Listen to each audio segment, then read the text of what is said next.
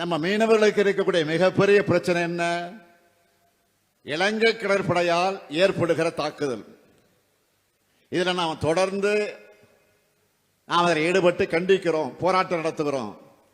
ஆனா ஒன்றியத்தை ஆளும் பாஜக அரசு நம்ம மீனவர்களை காக்க எதுவும் செய்யல. கச்சத்தீவை மீட்பதுதான் சரியான தீர்வாக அமையும்னு தமிழ்நாடு சட்டமன்றத்தில் தீர்மானத்தை நிறைவேற்றி ஒன்றிய அரசுக்கு அனுப்பியிருக்கிறோம். இதை வச்சு இலங்கை அரசுக்கு ஒன்றிய பாஜக அரசு ஒரு கோரிக்கையை வச்சிருக்கணும். அதை செய்யக்கூட பாஜக அரசு மறுக்குது. இலங்கை சென்ற இந்திய பிரதமரும் இதை வலியுறுத்த மறுக்கிறார். கச்சத்தீவை தரமாட்டோம்னு இலங்கையினுடைய வெளியுறவுத்துறை அமைச்சர் சொல்லுகிறார். இதுக்கு இந்திய வெளியுறவுத்துறை அமைச்சர் ஏதாவது மறுத்து பேசியிருக்க வேண்டுமா வேண்டாமா? தமிழ்நாட்டு மீனவர்கள்லாம் மட்டும் அவர்களுக்கு இலக்கணமாக போச்சு. நாம இந்தியர்கள் இல்லையா? தமிழ்நாடு தமிழர்கள் என்றாலே ஒன்றிய பாஜக அரசுக்கு ஏன் கசக்கிறது? தமிழ்நாடு மேல அவங்களுக்கு இருக்கக்கூடிய வன்மத்தை எப்படியெல்லாம் காட்டுறாங்கன்னு நான் சொல்லித்தான் நீங்கள் தெரிந்து கொள்ள வேண்டிய அவசியத்தில் இல்லை. ஜிஎஸ்டியால நிதி உரிமை போச்சு, நிதி பகிர்வுகளையும் ஓரவஞ்சன, சிறப்பு திட்டம் எதையும் அறிவிக்க மாட்டாங்க, பள்ளி கல்விக்கான நிதியை தரமாட்டாங்க. பிரதமர் பேரில் இருக்கக்கூடிய ஒன்றிய அரசு திட்டங்களுக்கு நாம தான் படியிறக்கணும். இதெல்லாம் போதாதுன்னு நீட், தேசிய கொள்கையினை கல்வி வளர்ச்சிக்கும் தடை, கீழடி அறிக்கைக்கு தடை, எல்லாத்துக்கும் மேல தொகுதி மறுவரைகரை, இப்படி தமிழ்நாட்டுக்கு வஞ்சகம் செய்வதையே ஒன்றிய பாஜக அரசு வழக்கமாக செய்து கொண்டிருக்கிறது. தமிழ்நாட்டை 3 முறை மிகப்பெரிய பேரிடர் தாக்கி ஆயிரக்கணக்கான மக்கள் பாதிக்கப்பட்ட போதெல்லாம் உடனே வராத, நிதி தராத ஒன்றிய நிதியமைச்சர் இப்போது கரூருக்கு மட்டும் உடனே வருகிறார். மணிப்பூர் கலவரம், குஜராத் விபத்துக்கள், கும்பமேளா பலிகளுக்கெல்லாம் உடனே விசாரணை குழு அனுப்பாத பாஜக கரூருக்கு மட்டும் உடனே அனுப்புறாங்கன்னா தமிழ்நாட்டு மேல இருக்கிற அக்கறையால கிடையாது. இங்கதான் நீங்க கவனிக்கணும். அடுத்த ஆண்டு தேர்தல் வருது. இதுல ஏதாவது அரசியல் ஆதாயம் கிடைக்குமா? இதை வச்சு யாரையாச்சும் மிரட்டலாமா, உருட்டலாமா அப்படின்னு பாக்குறாங்க.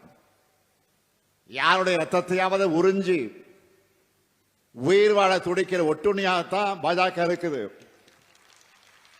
மாநில நலன்களை புறக்கணிச்சு, மாநில உரிமைகளை பறிச்சு, இன்னும் சொல்லணும்னா மாநிலங்களே இருக்கக்கூடாது என்ற எண்ணத்தோடு செயல்படுகிற ஒன்றிய பாஜக கூட எதிர்கட்சியாக இருக்கக்கூடிய அதிமுகவும் கூட்டணி வச்சுக்கிட்டு அடிமை சாசனம் எழுதி கொடுத்த தலையாட்டி பொம்மையா இருக்காங்க.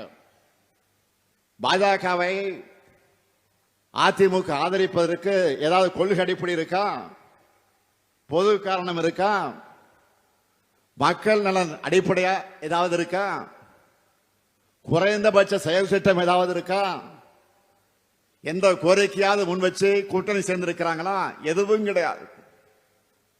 தவறு செஞ்சவங்க அத்தனை பேரும் அடைக்கலமாகி தங்களுடைய தவறுகளிலிருந்து தப்பிப்பதற்காக வாஷிங் மிஷின் தான் பாஜக.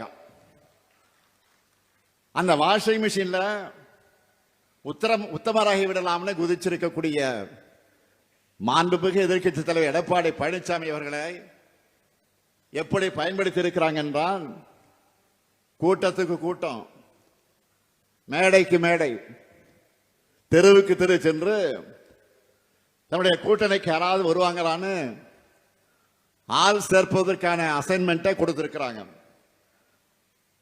அவரோ மை கிடைச்சா போதும்னு தங்களுக்கு பிடிக்காதவங்களெல்லாம் விருப்பம் போல திட்டிட்டு இருக்காரு.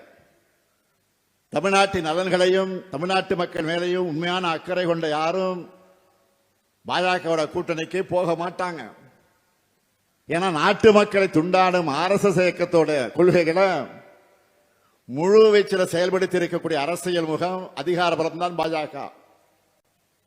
அதிலும் 3வது முறை மக்களுடைய ஆதரவு குறைஞ்சு ஒரு சிலரின் ஆதரவோடு ஆட்சி அமைச்ச பிறகு RSS பாதையில வேகமாக நடைபோட ஆரம்பிச்சிருக்கு பாஜக.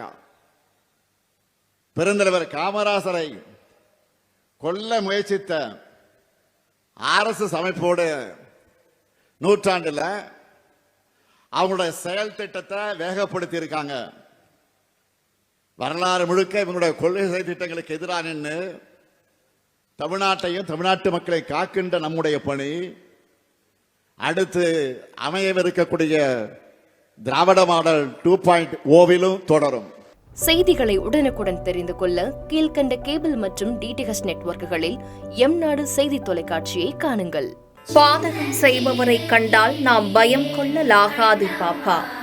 மோதி மிதித்துவிடு பாப்பா, அவர் முகத்தில் உமிழ்ந்துவிடு பாப்பா. அண்மை செய்திகளை உடனுக்குடன் தெரிந்து கொள்ள இணைந்திருங்கள் எம்நாடு தொலைக்காட்சியுடன்.